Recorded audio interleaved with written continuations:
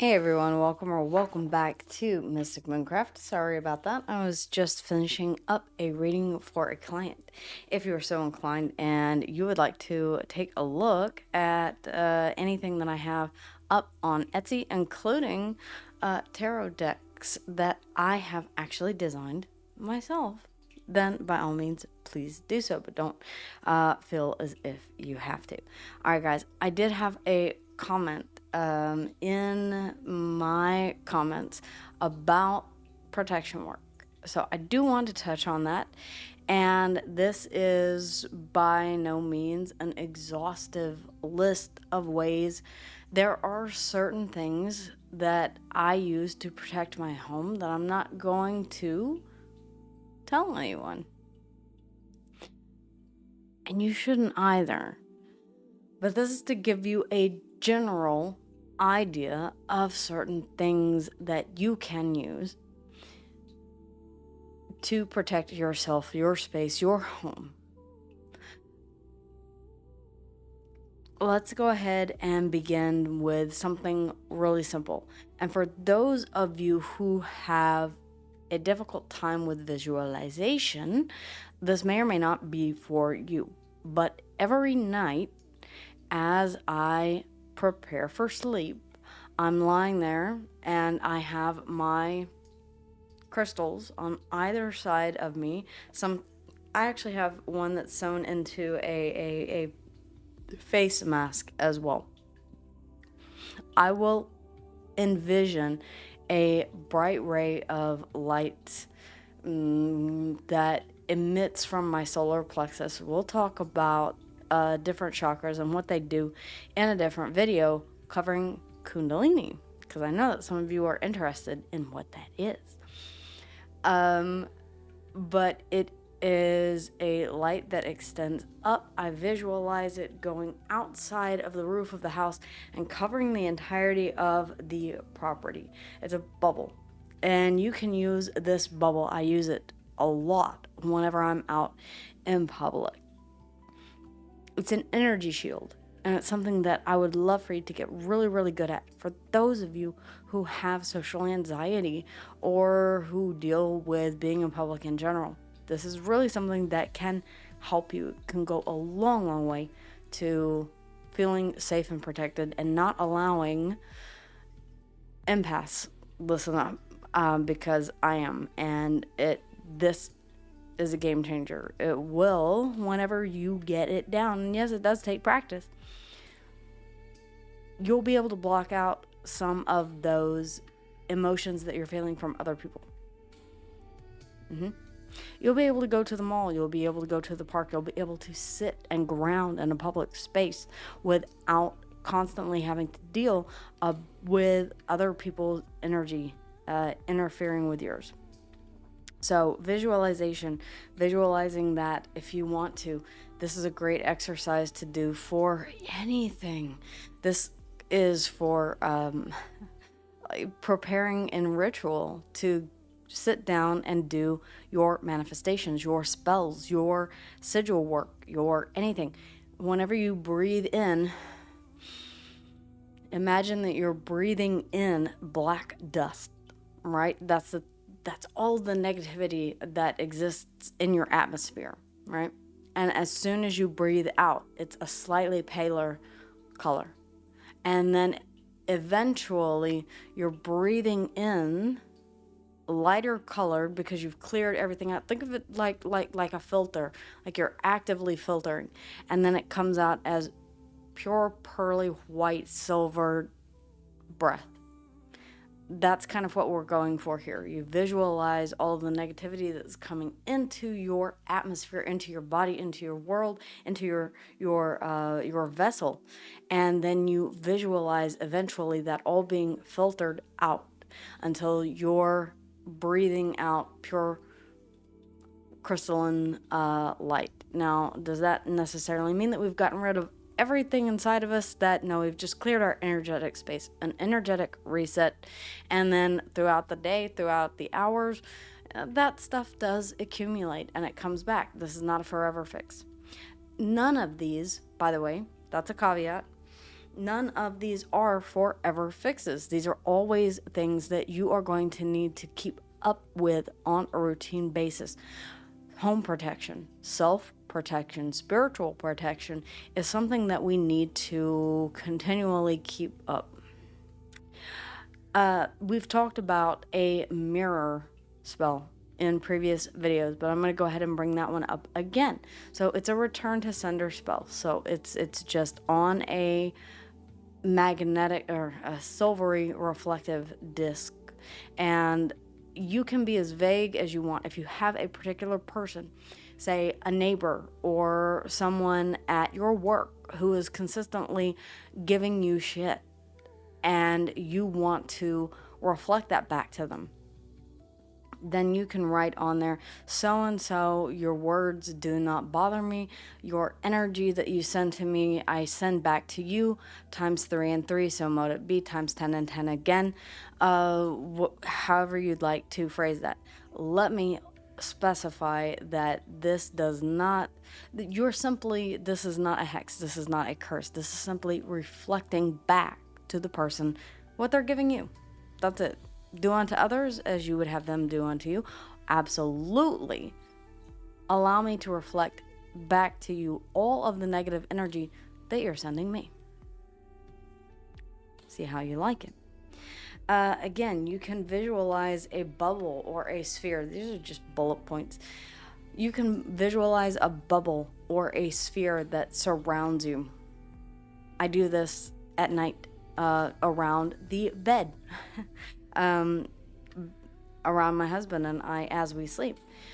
Okay, this is very similar to, say, Native American dream catchers, where they are meant to capture the negative dreams that you have, right? The negative thoughts before you go to bed, trapping them in that web. But experiencing or visualizing the experience of being wrapped in a protective bubble before you go to bed.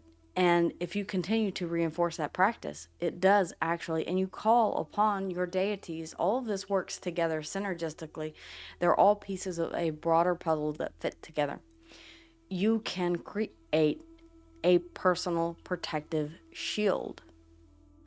Is this going to stop everything in its tracks? Say that you have a hateful ex that wants to get at you.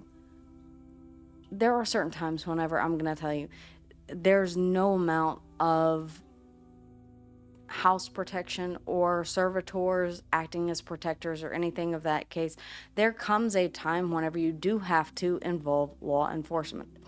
This is for energies, spiritual energies in general that are of a lower vibration that you do not want to enter your vessel, your surroundings, or your thoughts, your dreams at night, all right, into your practice. Some of you may not necessarily, there are times whenever I work with deities that I will not put up a shield because I do actually want that dark energy, all right? Know when to employ and when not to employ. Elemental shields of fire, water, earth, and air. Oh, I am not saying that you, I bring this out as an example of something that you can do for air. And this is just I hate the label on this, so I have it turned away from me, but, or away from you. But it's just a simple black, what they call a 7-day candle, and it will burn for an extended period of time. On the back of this, you can write or inscribe. Not inscribe. You can do that with a pillar candle, though. And I will do that for my deities. But you can just put simple words and really focus your intention on the candle itself. That it is to protect you at all times when it is burning, right? And you can write on the back of here, I am protected, or if you have a bind rune or a sigil that you would like to draw on the back of this, you absolutely can. I have one somewhere up here, but I believe that my kid has again raided my marker stash. Yeah. It's a silver, oh no, actually I see it up there. It's a silver Sharpie, and it works great on pretty much all surfaces. Okay. Water. Moon water. It's going to be your best friend. When you aqua to Florida, when there is a full moon, you can, and I have a mister up here that has moon water in it, and I will spray it around whenever I feel like there is a presence of something that and you'll see this a lot in other. I know that certain religions think they're the only ones with holy water. We have our own brand of that. It's been around since elemental magic was a thing.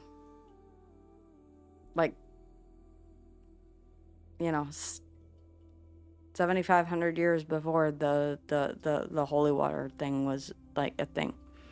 Same with incense. Just saying.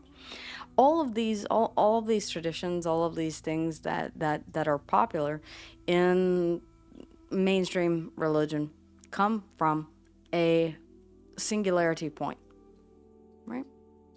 They come from an understanding of how elements can help, which brings us to crystals.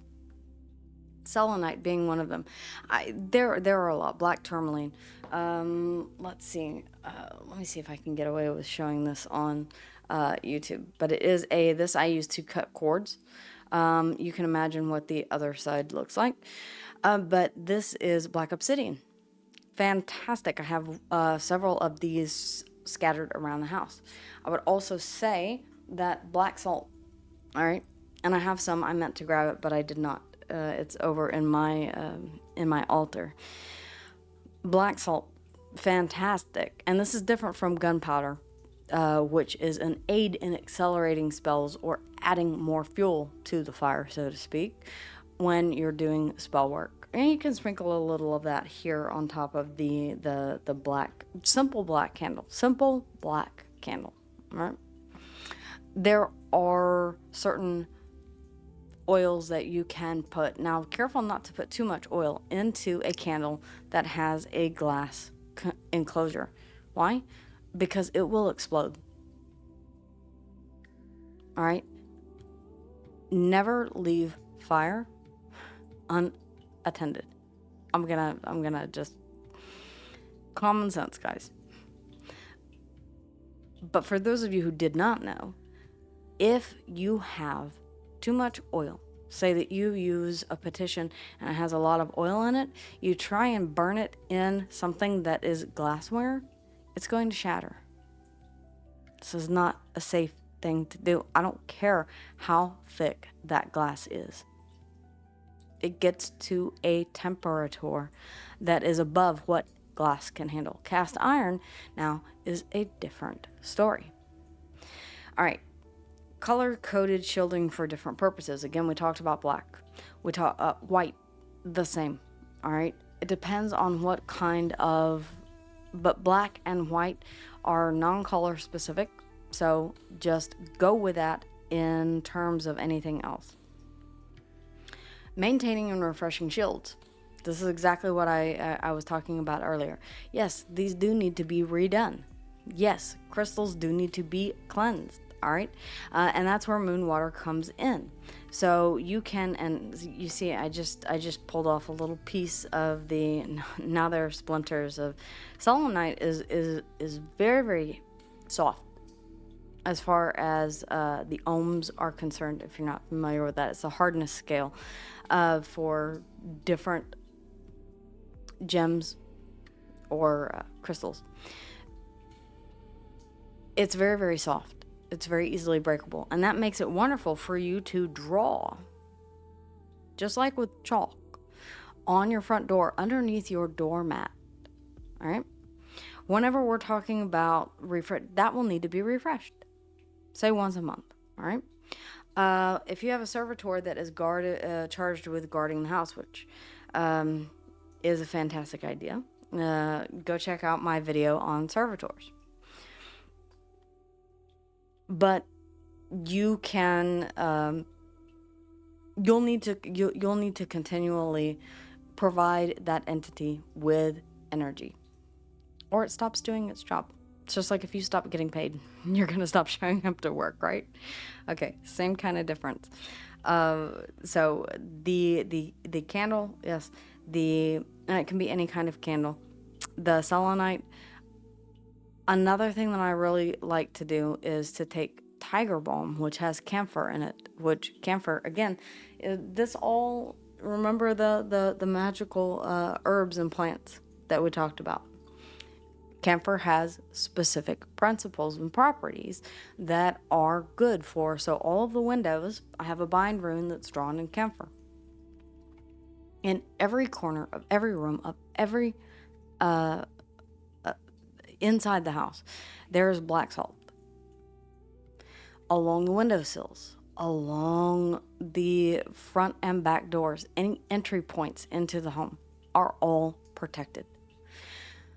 Guarding your mind from outside things, that's where we're talking about energy shielding and boundaries. Okay, circle casting. If you're doing a particular working and you're worried about safety, you can cast a circle. What does this mean? It's different depending on how you practice. In the Wiccan tradition, there is an actual way to cast based on the 4 elements and the 4 cardinal directions, north, east, south, and west. There are ceremonial magic circles, which get even more detailed. Traditional magic, ceremonial magic, directional calling the quarters, right? Hail to the guardians of the watchtowers of the north, hear me. Hail to the guardians of the watchtowers of the east, hear me. Hail to the guardians of the... Okay, I will do that. I will actually call the corners with my hand, using as a hand flute. And I know that the recording is not going to pick this up because it's going to be high pitched, but I'll try.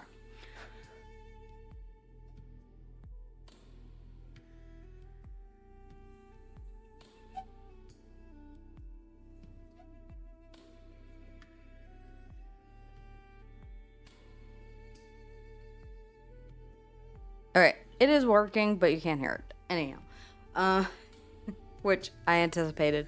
Whenever I do vocal recordings that go up into the higher registry, I actually have to switch all of the settings for the microphone to something completely different. There are multiple settings. This, I want you to focus primarily on my voice, so that's what, and not pick up the ambient room noise, all right? So that's why you're not able to hear those high pitched frequencies. I just wanted to. I put that like in the bottom of the video that I did on frequency healing and things like that. Okay, salt circles. We've all heard about this, all right? Okay, you watch Hocus Pocus and you see a circle of salt. I would say that that's a very bad circle of salt. Not to critique the circle casting there. I mean, she did the best that she could in the time that she had, but yeah, you want to make sure that it is a very thick, very unbroken line of salt that you're casting there. And this is primarily if you want to work with or trap certain entities. Say that you're working with the 72 Pentacles of Solomon, right? I showed you that book earlier. I'm never going to get into a full and detailed video about that because that is a very in-depth, I mean, the book is seriously, it's like that thick. If you're wanting to call an entity in and you do not want it to, you want to basically trap it within that circle, then you're going to, I know this sounds like an episode of Supernatural, right? Don't sue me for pop culture references, guys. But it has some truth in it. Okay? You can, if you dare to try and summon something that you want to stay exactly where it is and not get outside of the, and then you banish after that, then you can do that. Opening and closing portals. Temporary versus temporal, or permanent versus temporary circles. Yeah, there are permanent circles that you can do which involve, I would not say permanent, because still, even then, they do need energy. the earth's energy, the energy of the sun, the energy of the moon. You can set your intention to bury something along the property's edge of your home. You can put in place something that, again, is a servitor that manages all of these, but it's going to need energy. So you're going to have to interact with it. Nothing is truly ever permanent. I will say, though, if you or someone that you know has a servitor, you pass, or the person passes, someone will need to take care of and release that servitor from its mission, or it will continue to guard the house and possibly against new inhabitants. Okay, just saying. So these things that we do create, we need to have instructions. Now, the servitor actually is bonded with my kid. They get along. It's not a big deal. She can take the servitor's house with her whenever she moves to college. I'll create a new one, whatever. Circle casting, we talked about that. All right, warding and home protection, threshold protection, we talked about that. The four corners method, we just talked about that. Sprinkling salt in all four corners, and you can recite an incantation along with that. If you're so lucky as to be building a house from scratch, would I necessarily encourage you to go carve into the cement a sigil of protection? Hell yes, I would. And I would consider that to be pretty infinite and permanent. God, that would be so cool. I would love to do that. Yeah. Witch bottles. Okay. Again, we've talked about this before, and I keep forgetting to bring. But everyone, if you're new to the craft, then I apologize, and I should have better. What am I thinking of? Better props available to show you. But it's just a glass bottle. You can buy them on Amazon. They're called crafting bottles. We all know. And they have a cork topper. You can use those as protection. If you're working with a specific deity, put their favorite stone in there. You can get small stones that they enjoy or that they are drawn to and invoke their protection through those, evoke their protection or invoke, that would be fine, into that bottle, and then seal it up and then make sure that it is sealed properly with sealing wax. Iron nails and horseshoes. This is where we get into a lot of older things. You've always heard about the horseshoe, right? Okay. If the horseshoe is right side up, it's collecting favorable blessings, luck, fortune, right? Well, hopefully. If you want to dispel anything, you turn it upside down so that it's like this, and it reflects anything that is of negative energy. Iron is associated with the god of war, Mars. So you're dealing with protection from the planet Saturn and Mars and all of this, the god of war. No, this is to say that I'm only, if you can't tell, I'm very, very narrowly scratching the surface. My tattoo, well, I would consider this to be something that is permanent. This is a very long, complex tattoo that I created actually myself. And there are bind runes on here of protection, of there's a lot in here. Okay, so salt baths, all right, cleansing baths, that's also something that you can certainly do. Salt lines and barriers, yes. Protective sigils and entry points, yes. Mirror placement and deflection, we've already talked about that. You can place mirrors all around your home if you want. Broom magic, I love it. Yes, I saved my prop, my Halloween prop. Halloween prop, yeah. But yeah, to brush out and your besom, take your besom, and that's what it is called. And you take your besom and you sweep out negative energy. Be gone, be gone, be gone, be gone, be gone. Clean with a solution of aqua de Florida. Aqua de Florida is naturally or moon water, whatever the case be. That's why I typically use distilled water to set out underneath the full moon's light for about 20 minutes or so. House blessing rituals, very similar to having your house blessed by a Catholic priest whenever you first move in. It's tradition, right?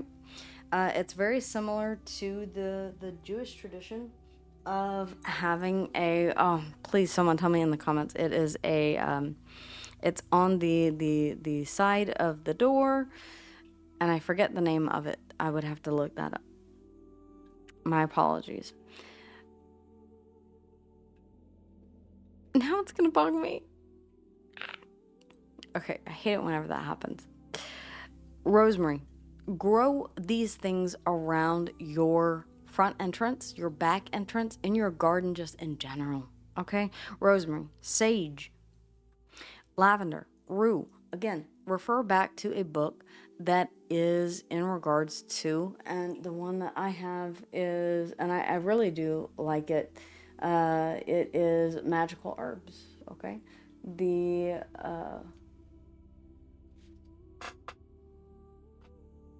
Modern Witchcraft Guide to Magical Herbs, and it also tells you what they're good for, what to stay away from, what animals are attracted to, what butterflies are attracted to, and if there are, like, say for instance, camphor I mentioned earlier for anointing windows and doors, that can, don't put it on the floor. Why? Because cats and dogs have difficulty with camphor. It can cause respiratory infections, respiratory illness, or respiratory issues. So do your research on your herbs before you just start using them, burning them, or sprinkling them about the house. Salt is pretty benign, so I would recommend that. Again, selenite. Very benign, so I would recommend that. But anything else that you're unsure or uncertain about, do your research before you just go sprinkling it about. Bay leaves, mugwort, garlic, blackthorn, and this gets into protection magic in the kitchen. Kitchen witches, or hearth witches. The blackthorn, all right, rowan. Protective crystals and stones, all right. We covered a bit of these, but black tourmaline, obsidian, hematite, labradorite, selenite, amethyst, tiger's eye, black onyx, clear quartz, smoky quartz. I have some of these actually by my bedside that are for the purpose of, even coffee beans and lavender are in the bedroom. Our sleeping space is magically protected. Unless there is a message that our spirit guides desperately need to get through to us in our dreamscape.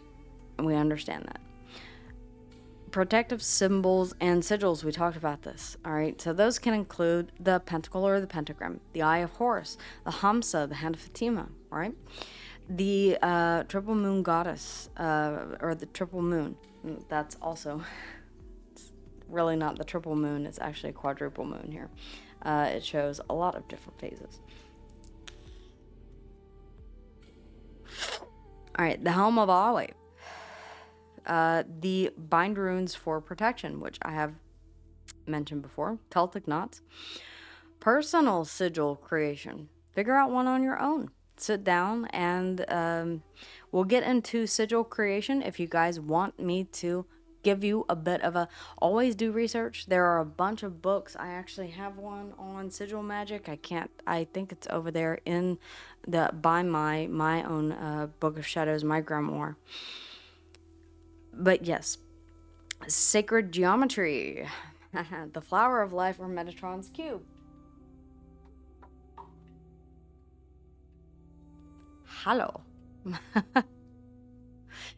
And it's also made of selenite. And I charge this under the full moon. that is to say that there are a lot of ways that you can incorporate very easily, very subtly, under the radar, elements of protection for you, your home, your office, in plain sight. Protective seals from grimoires. Yeah. If you are so inclined as to be a part of a lineage of practicing witches, there may be something that they already have in a grimoire that you can use. Amulets and talismans. Yes. All right. I have 3 of them that I wear routinely, and then also bracelets of varying types of stones that I continually, again, charge and use oils of intention on. And I will sit and I will do those probably every couple of months because it is an intensive process. Evil eye talismans, we all know those. All right. The St. Michael medal, Archangel protection.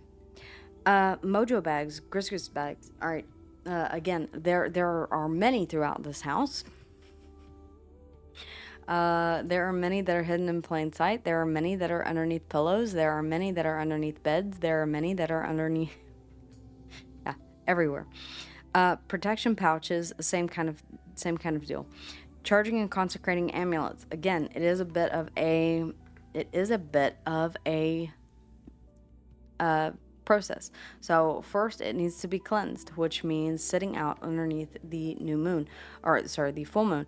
Or you can cleanse it by fire. You can cleanse it by water. You can cleanse it by air, would be under the full moon.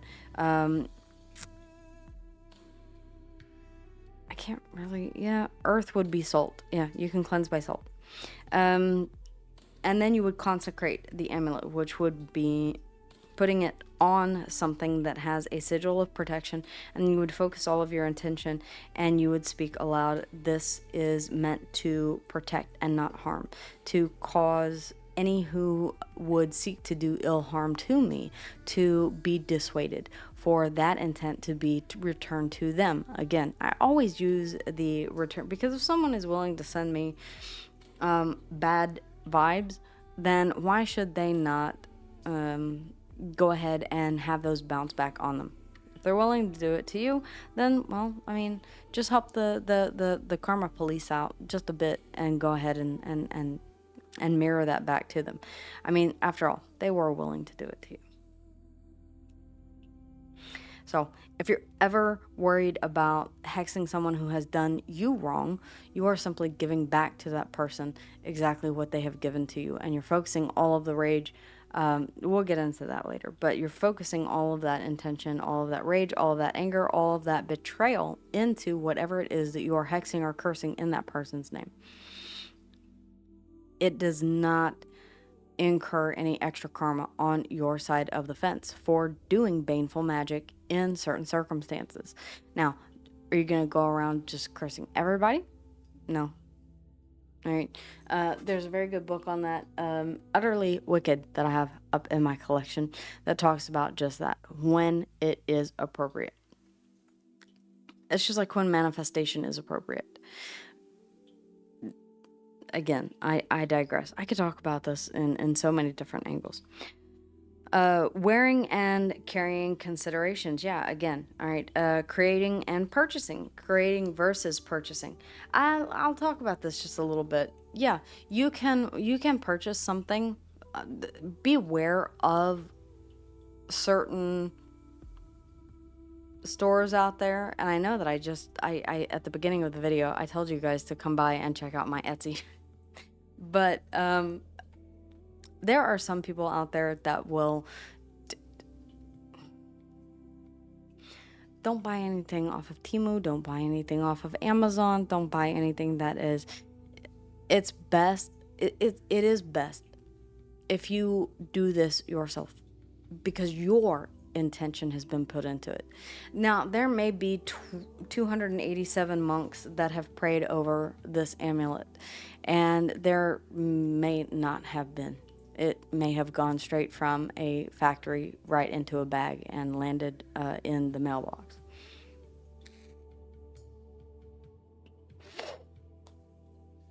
I will never perform spells for you. I've had people ask for, can you cut cords between me and a person? No, I cannot. You need to do that because it is ultimately your intention to sever ties with that person. If I do it for you, then it's my intention to sever ties and to do something to interfere with that person's free will. I'm not going to do that. It's not I have no dog in that fight. I've got no monkey in that circus, as they say. That is up to you. So personal always beats store-bought.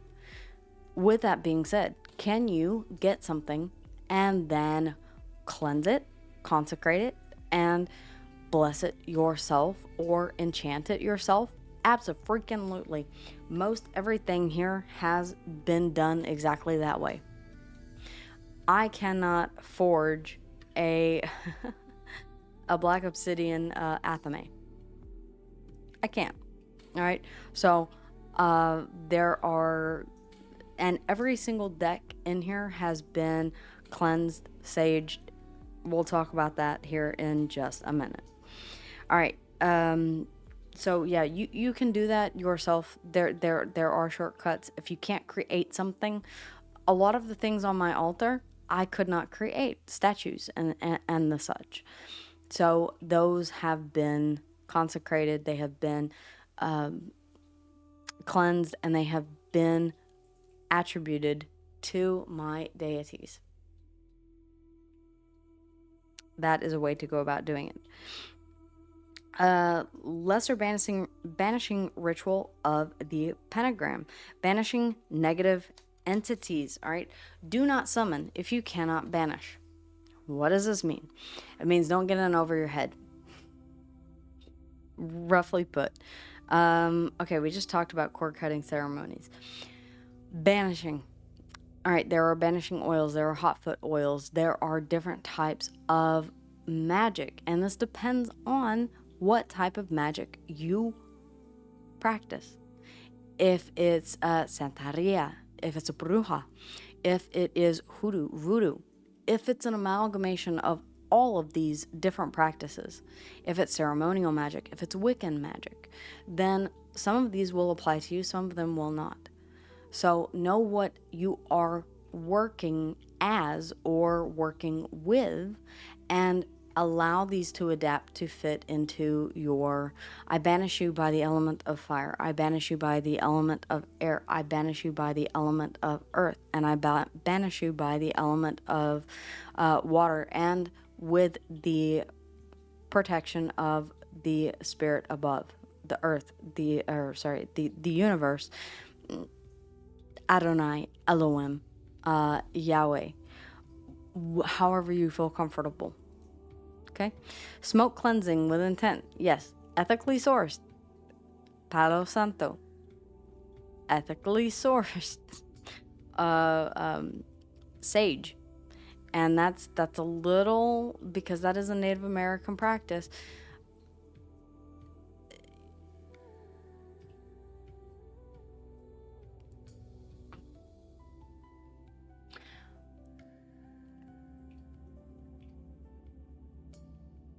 Unless you are of Native American descent, or unless you are in a tribal union. We've talked about this before. My grandfather was, my mother, my sister, they are not. My grandfather was, my great-great-grandmother lived on reservation. I'm adopted, so I have conflicting thoughts about whether or not that is culturally appropriate for me. I have a tie to Australia biologically, and this is where we talk about, and my husband and I were having this conversation this morning about biological ancestors versus ancestors in the case of adoption. You can call on your ancestors for protection as well. Now, you may do this, as I said, okay, let's go ahead and address this one thing. This crystal is one of two. One is here on the desk. The other is buried in a location that is surrounded by my ancestors. Yes, it is the family cemetery. So I have connected the two through a spell, and they are intrinsically linked. So when I need to call upon my adopted, the people that I knew growing up, ancestors, I was literally had at the hospital and just left. So I have no ties at all. However, I will say that I feel a strong kinship to someone in my genealogical or genetic heritage that probably was in the sphere of, or in the time of practicing. That's anyway. Smoke cleansing with intent. Again, always have intent behind everything that you do. Bells. We talked about music and about sound, how that can aid. Banishing with elements. Again, fire, earth, air, water. Aqua to Florida, all of these things. Grounding techniques, all right? This is talking about psychic protection. Get outside and put your ass on the ground. My husband and I try and do this as much as we can. Take off your shoes, walk around with your bare feet. Centering practice, ground and center, and that is talking about centering your chakras. If you don't know how to do that, if you don't know how to read for your chakras, my husband and I last night, we did a chakra spread, taking a look at what blocks we might have in our chakra system. We also go to, and I'm going to talk about chakras here in just a little while, we go to a shamanic practitioner who balances our chakras. Closing your third eye. My husband has done this. You can close your third eye. I continually keep mine open, and I actively try to connect with spirits through my crown chakra and my third eye chakra. Again, crown chakra closing as well. His is, mine is not. Psychic vampire protection. There is a song on the musical grimoire for this. There are people in your atmosphere who will try and siphon your energy any way that they can. This includes narcissists. This includes children. You have think of it like a pane of glass that you can see the other person through, but they cannot pull your energy through that glass. Imagine it as prismatic or as holding a violet flame or something of that nature, and do not allow that to continue to siphon your energy. Cord cutting, we talked about this earlier. Why would you want to cut cords? Whenever you do cut cords, they are in three places. They are of the mind, of the heart, and of the sacral chakra. And this is in a relationship. You've had sex with this person. You have fallen in love with this person. You continually think about this person. You had an intellectual connection with this person. Whatever the case is, there are 3 points. Crown chakra, heart chakra, and sacral chakra. Yep. So in 3 different places, you'll want to actually cut cords. You can do this by burning. You can do this by putting 2 candles, and by setting the central part of the flame, the cord on fire. Whatever cord you choose, whatever color is best for you, black, red, whatever color is best for you. I would stay away from things like green because that's money. I would stay away from, I guess you could use blue if you wanted to just have a serene calmness between you and that person. But cord cutting, yeah, and it needs to be done by you if you want it to work, because it's your intent to cut those cords. It's your intent that you want this connection gone. And believe it or not, we may spend a lot of our time focusing our heart, our mind, or even our fantasies around this individual, and it's actually draining us because we're giving them energy, whether we know it or not. Cutting those cords is a way to do that. You can also do this in a way where you visualize the cords that you want to cut, and you actually take and you do this. Now, I would do this on the dark moon or and visualize, just again, visualization is going to be very helpful. So if you're one who cannot visualize, practice visualization. If not, then add one of the tracks from the magical grimoire to help aid you to get into that meditative trance of, this is the cord that I want to cut. Protection while dream protection, we talked about that. Protection during divination, yeah. Whenever you are convening with spirits, know what spirit that you are attempting to connect with. I will connect with people who have passed, and I can tell their energetic signature. If you're new at this, if you have never connected with a deceased person who is across the veil, then you may not know who it is that is coming into your space. Be very, very careful. That is not I am not trying to freak you out and say, oh my gosh,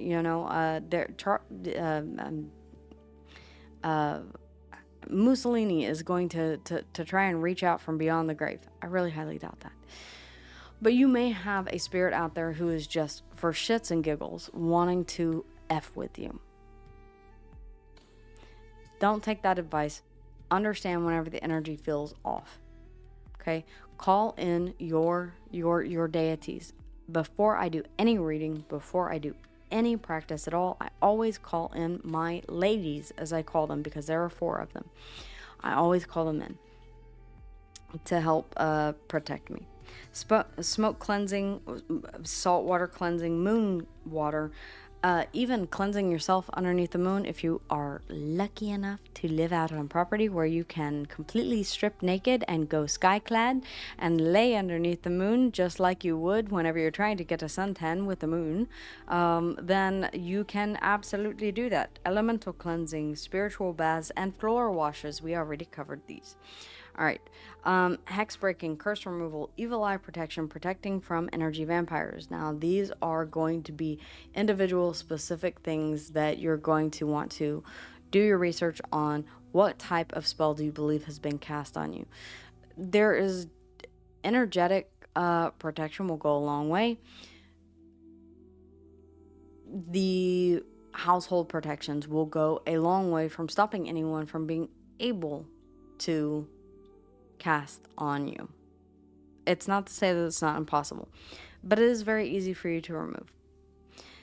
Depending on, and you need to know what type of spell you believe to have been cast on you. If you're suddenly lusting over your neighbor, and you're like, I've never found this dude attractive before, I have never felt, an attraction to this chick before, and all of a sudden now I can't stop thinking about them.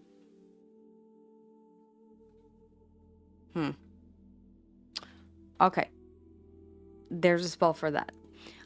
I would suggest that you go ahead and take a look at verifiable. Do not go to whatever. God, do not go to Witch Talk or Instagram witches or anything like that. I mean, I'm not to say that there are not some there who are reputable at all. But you can tell, you can, I remember whenever the lemon curse was, oh my God. I have seen videos where people are telling you to spray perfume or cologne in your underwear and wear that. Go to the gynecologist after that and try and explain why you have a rash. I'm just saying, use common sense whenever you're doing your research. If it sounds utterly ridiculous, it's probably because it is.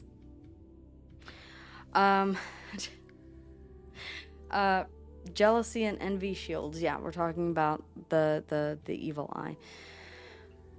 Protection from ill wishes. We're talking about the reflect back to sender or return to sender. Different deities that you can work with. Archangel Michael. Okay, this is Abrahamic, and we're talking about Hebrew Archangel Michael. We're not talking about the popularized Christian version that exists now. No, the original of all of these deities. Hecate, Brigid, Kali, Hindu, sorry. Hecate, Greek, crossroads, protection. Brigid, Celtic, hearth and home. Kali, Hindu, fierce protection. And by the way, some angels are angels of mercy, angels of protection, and some are angels of vengeance. So know what type of angels that you're calling on. I bet you thought that all angels were sweet little cherubs. They're not. All right. Skemet, Egyptian, warrior protection. Thor, Norse, thunder protection. Durga, Hindu, demon slayer. Mars, Roman, militant protection. Morgan, Celtic, battle protection. Guardian angels and spirit guides. Do you have spirit guides? I do.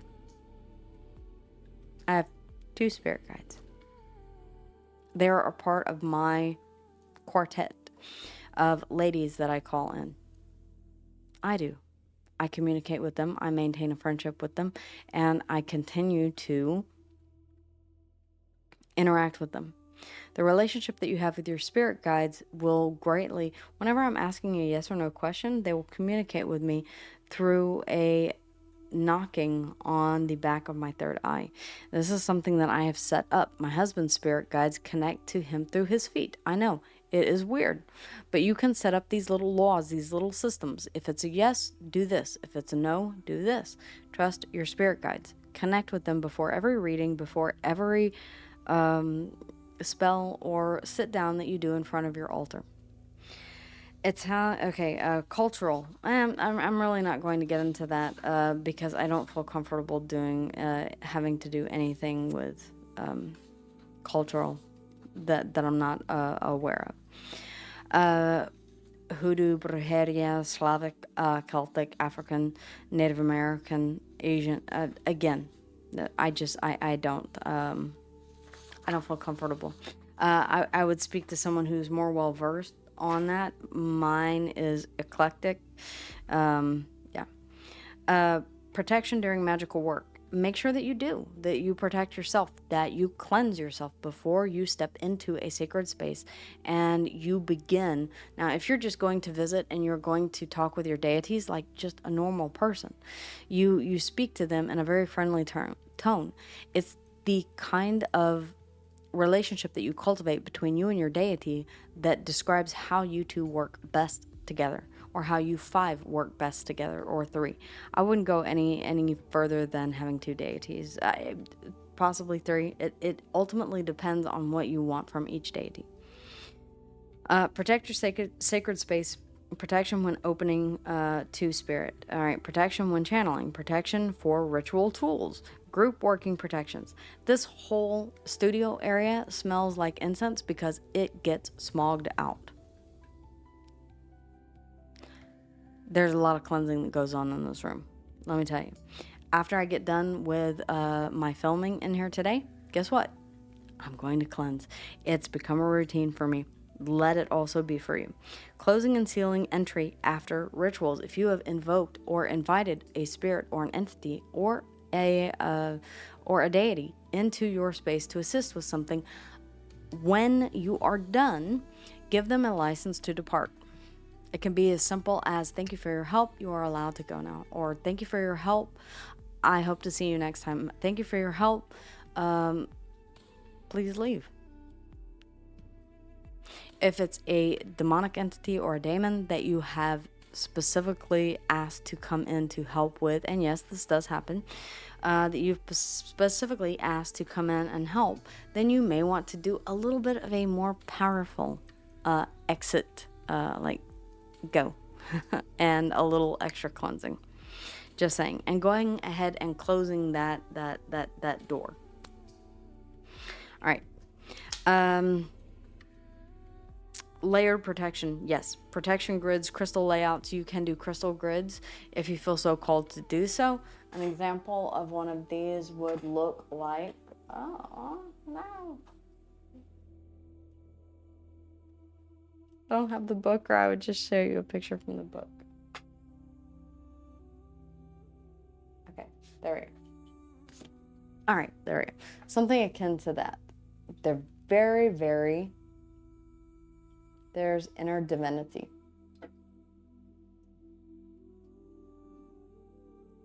They are very, very complex, and they are very meditative to do and assemble. And once you create them, I would say you would probably glue them, because you don't want, I've never created one. You can buy them. Again, here we go with the buying of things. You're going to want to consecrate that.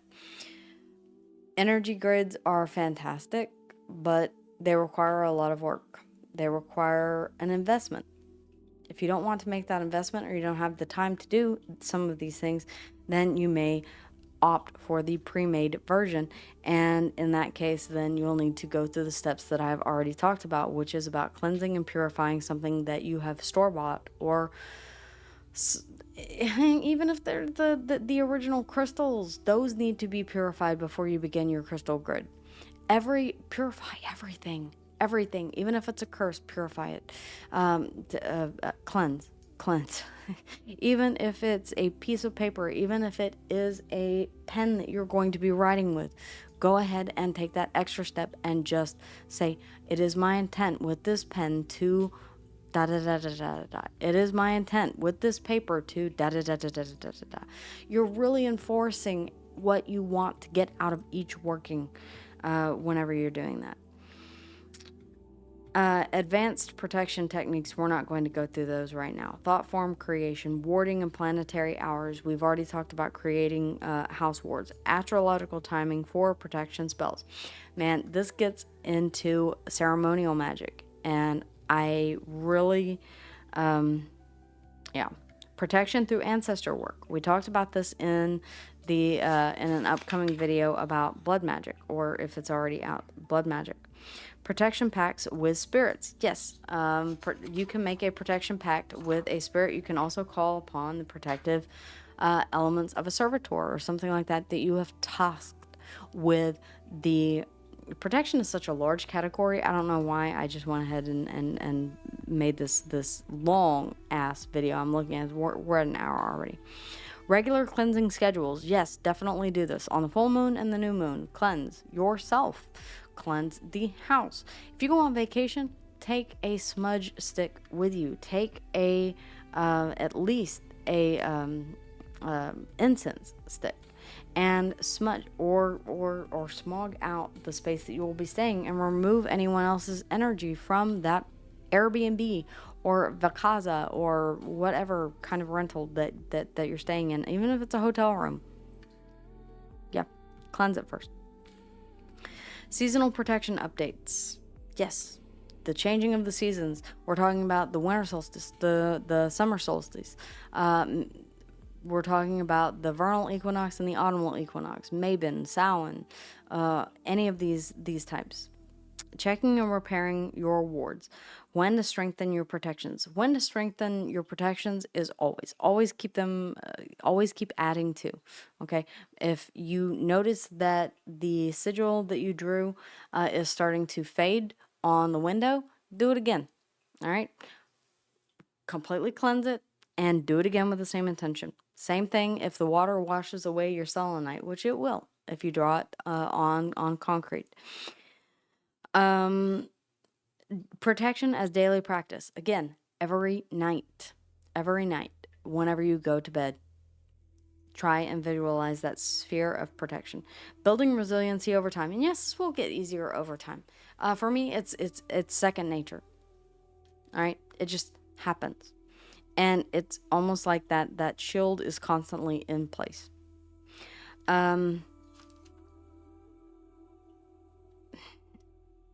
I don't want to get into this. Yes, respect free will.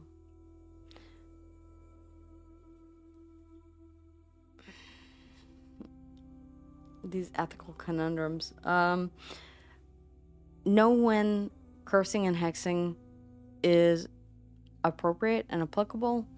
We'll get into that later.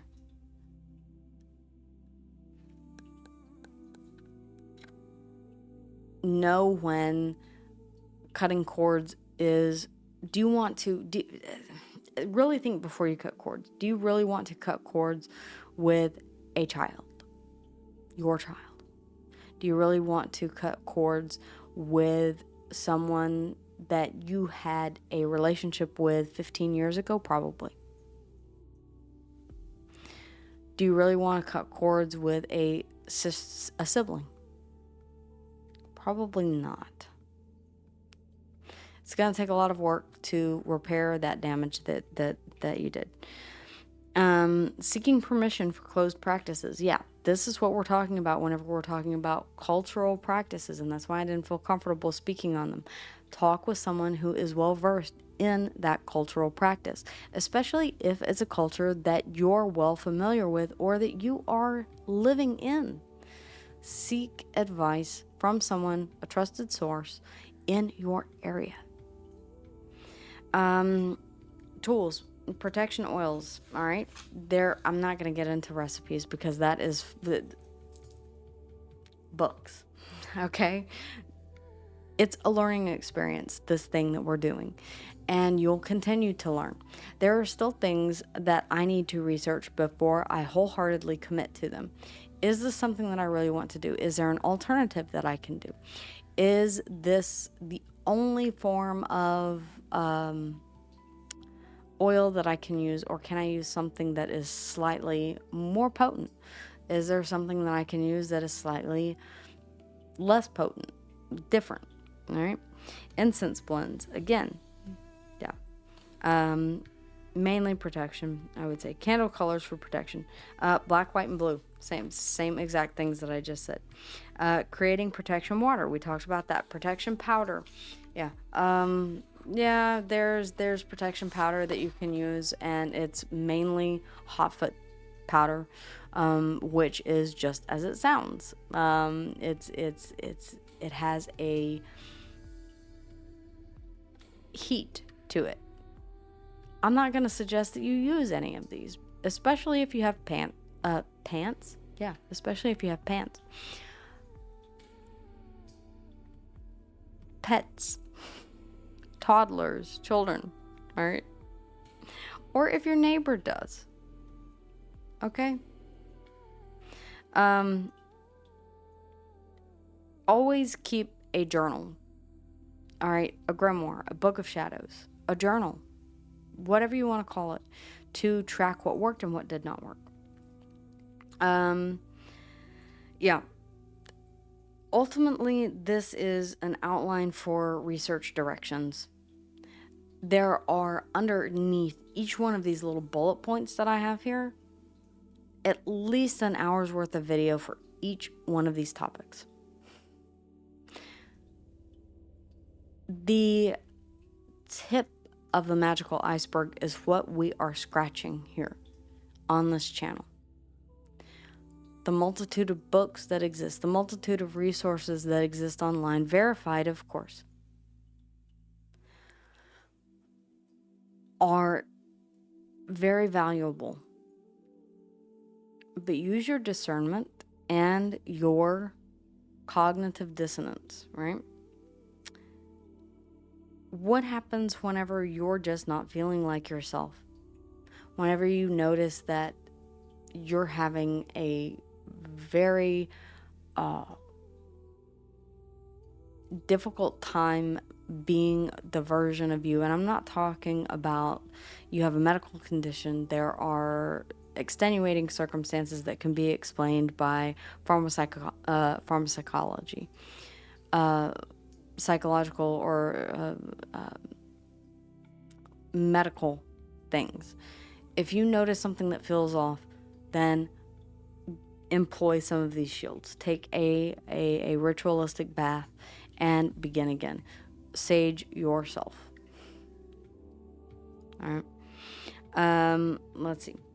Again, yeah, each topic refers to deeper study through books, teachers, and personal practice. Always approach protection magic with respect, clear intent, and ethical consideration. If you know someone who is well versed in these types of things, then I would certainly ask for their expertise before trying anything that is of a regional practice or a closed practice especially. All right, guys. that will do it for this very long video on just the outlined basics of protection magic. So, with that being said, may your path be lit with moonlight and magic. Blessed be.